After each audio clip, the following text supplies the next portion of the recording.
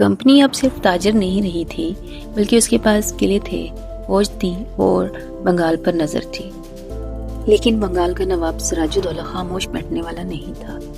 सिराजुद्दौला सिर्फ 23 साल का नौजवान था, बहादुर था और गुस्से वाला था, और उसे अंग्रेजों की ये चालाकियां बिल्कुल पसंद नहीं थी। उसने कहा, तुम ताजर हो, ताजर बनकर रहो, किले क्यों बना रहे हो, फौज क्यों रख रहे हो। और फिर उसने कलकत्ता पर हमला कर दिया, अंग्रेजों का किला छीन लिया और 146 अंग्रेजों को एक छोटे से कमरे में बंद कर दिया। अगली सुबह जब दरवाज़ा खुला तो सिर्फ 23 लोग जिंदा बचे थे।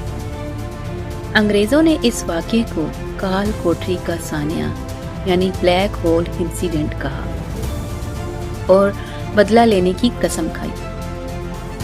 अब मैदान में आया रॉबर्ट क्लाइव, कंपनी का वो अफसर जो मौका की ताक में था। क्लाइव के पास सिर्फ 3000 सिपाही थे और सिराजुद्दौला के पास 50,000। कोई भी कहता ये जंग सिराज जीतेगा, लेकिन क्लाइव तलवार से नहीं दिमाग से लड़ा। उसने सिराज के सबसे बड़े कमांडर मीर जाफर से खुफिया मुलाकात की और कहा, तुम मेरा साथ दो, मैं तुम्हें बंगाल का नवाब बना दूंगा। मीर जाफर लालच में आ गया। 23 जून 1957 का दिन आया। पिलासी के मैदान में दोनों फौजें आमने सामने थीं। अचानक बारिश शुरू हो गई। सिराज की तोपों का बारूद भीग गया, लेकिन अंग्रेजों ने अपनी तोपें ढांप कर रखी थी। और फिर वो हुआ जिसका किसी को यकीन ना था। मीर जाफर की फौज, जो सिराज की सबसे बड़ी ताकत थी, वो लड़ी ही नहीं, खड़ी तमाशा देखती रही।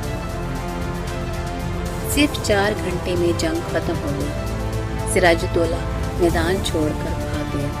कुछ दिन बाद पकड़ गया और मीर जाफर के बेटे मीरन ने उसे कत्ल कर दिया और उसी दिन ताजर कंपनी बंगाल की मालिक बन गई। मीर जाफर नवाब बना, लेकिन सिर्फ नाम का।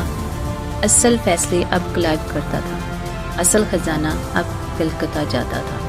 और ये थी पिलासी की जंग, जहाँ तलवारें कम चली और गद्दारी ज्यादा। लेकिन कहानी यहीं खत्म नहीं होती, क्योंकि बंगाल की दौलत ने अब इंग्लैंड का नसीब बदलना था।